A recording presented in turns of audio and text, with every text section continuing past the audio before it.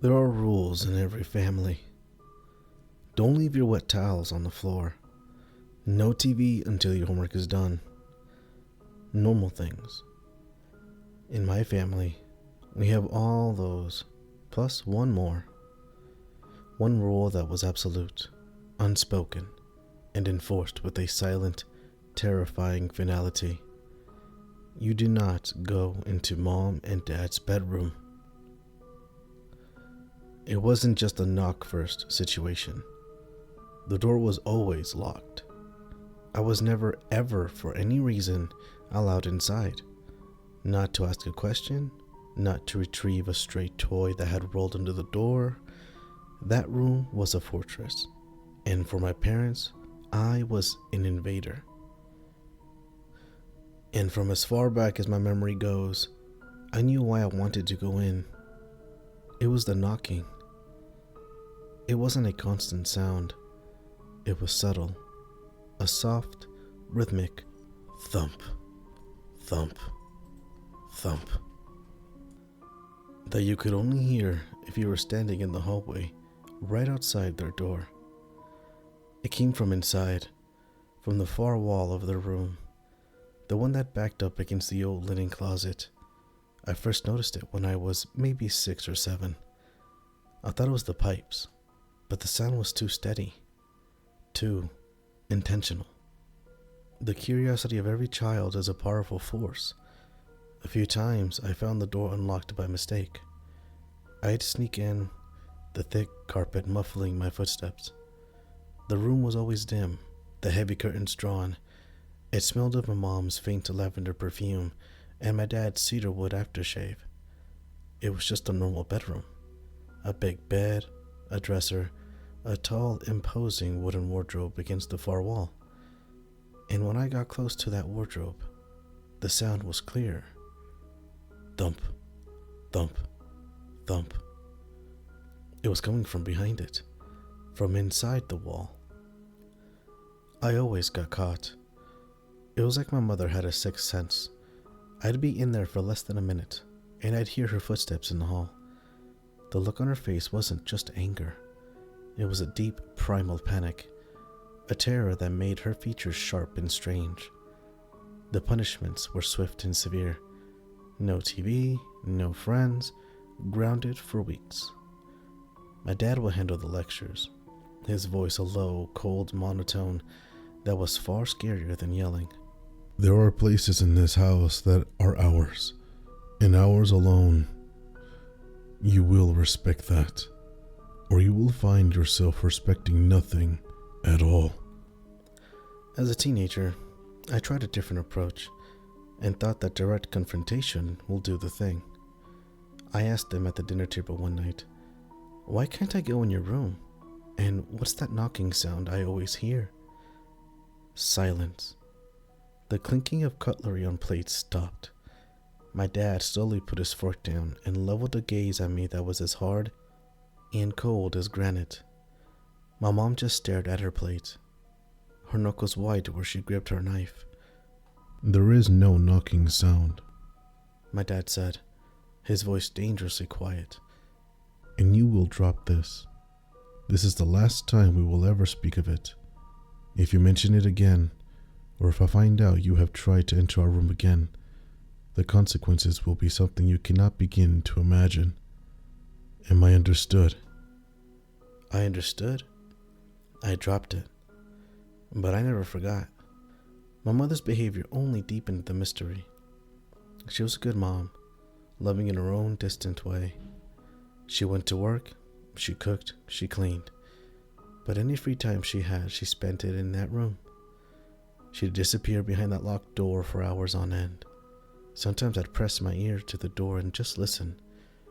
I never heard a TV or music, just a profound, heavy silence, occasionally punctuated by her soft humming of a tune with no melody, or the faint sound of her whispering to someone who never whispered back. Now I'm 21. I've saved up enough from my part-time job to finally get my own place, a tiny apartment across town. I'm leaving, and a single, overwhelming thought has dominated my mind for weeks. It's now or never. I can't leave this house without knowing. This secret has been a silent third parent to me my entire life. A ghost at every family dinner, a shadow in every hallway. I have to cast a light on it before I go. I told my dad I was ready to move out. He was relieved. That's the only word for it. There was no sadness, just a weary sense of relief. He and my mom wished me luck, told me they were proud. I asked him one last time, my voice trembling slightly. Dad, before I go, please, just tell me what's in the room. His face hardened instantly.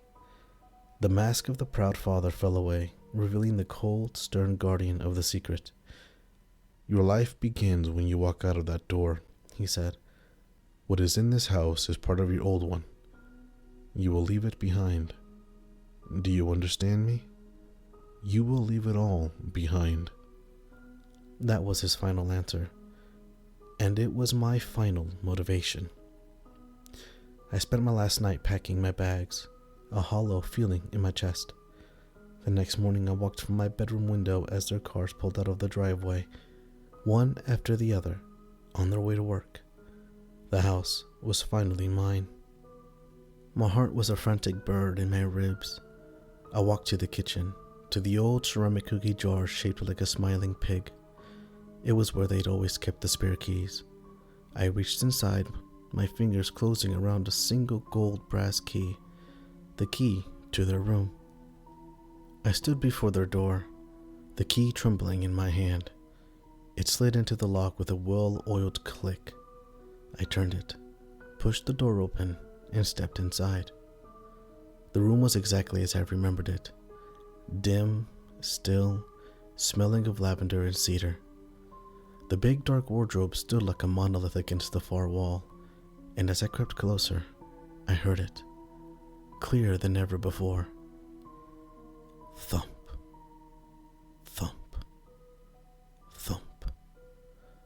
It was a slow, weak, but steady rhythm, a sound of flesh on wood. I knelt down, pressing my ear against the cold plaster of the wall, right beside the wardrobe. The sound was right there, on the other side. My own breathing was loud in my ears. I don't know why I did it. Maybe I just needed to prove to myself that I wasn't insane. I spoke to the wall, my voice a choked whisper. Hello? Is someone there? The knocking stopped. The silence that followed was so absolute. It felt like a pressure against my eardrums. I waited. Nothing. I was about to stand up, to write it off as the house settling, when a sound came back from through the wall. It was a voice, a faint, dry, raspy sound. A feminine voice, stretched and thin, like a recording played on dying batteries. It spoke in broken, staggered syllables.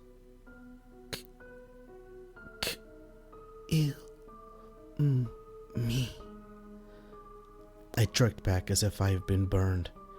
I scrambled away from the wall, my mind refusing to process the words. Kill me? I must have misheard. It had to be something else. But the voice came again. A little stronger this time, a desperate, scratching plea. Kill me, please. This was real. There was someone in the wall, a prisoner. My mind went to a dark place, thinking my parents were monsters, that they had someone locked away. I looked at the wardrobe. It wasn't just against the wall. It was clearly, deliberately blocking something. My system was flooded with adrenaline. I grabbed the side of the heavy wardrobe and pulled. It was old, solid wood, and it barely budged. I grunted, dug my heels in, and pulled with every ounce of strength I had, my muscles screaming in protest. It moved, scraping and groaning across the floor, inch by agonizing inch. Behind it, where there should have been a plain wall, there was a door. It was a small, simple wooden door, painted the same color as the walls, designed to be invisible. It had a simple brass knob, but no keyhole. It wasn't locked. I could enter. My hand trembled as I reached for the knob. It was cold. I turned it, pulled, and the door swung open with a low, mournful creak, revealing a sliver of darkness beyond.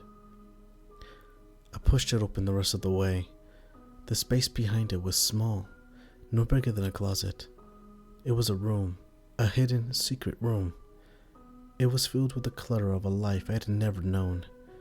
Tiny dresses hanging from a single hook. A small, dusty mobile with faded pastel animals. A stack of photo albums. I picked one up. On the cover, in my mother's handwriting, it said, "Our Angel." I opened it. The photos were of my parents, younger, happier, their faces bright with a joy I had never seen in them. In their arms, they were holding a baby with a wisp of dark hair and my father's eyes. In the center of the small, cramped room was a makeshift altar. A small wooden table covered in a white lace cloth, now yellowed with age. It was surrounded by dozens of candles, some new, some burned down to melted stubs of wax. And on the altar, lying on a small silk pillow, I saw it. It was the baby from the photos, but it wasn't a baby anymore. It was a thing. Its body was small, shrunken, and desiccated, mummified. Its skin was a pale, translucent parchment stretched tight over a tiny, bird-like skeleton. Its eyes were closed, its mouth a tiny black O in its shrunken face. It was horrific, a tiny preserved corpse displayed like a holy relic. I felt a sudden, overwhelming urge to touch it, a pull, a need to connect with this impossible, tragic thing. I reached out a shaking hand and gently, so gently, laid my fingertips on its cold, dry forehead, and the world exploded. I saw visions, memories, and pictures that are not my own. All flooded my mind with the force of a tidal wave. I saw a sterile white hospital room, my mother, sobbing, her face buried in my father's chest. A doctor with a grim face saying the words, "I'm so sorry. There was nothing more we can do. Your daughter is gone." I saw my parents in their bedroom, the one I stood in now. They were holding the tiny, still body of their daughter, wrapped in a hospital blanket. My father, with a face covered by a mask of desperate, insane grief, was drawing a circle on the floor with red chalk. "We can bring her back," he was whispering. His voice was a frantic prayer. The book said we could.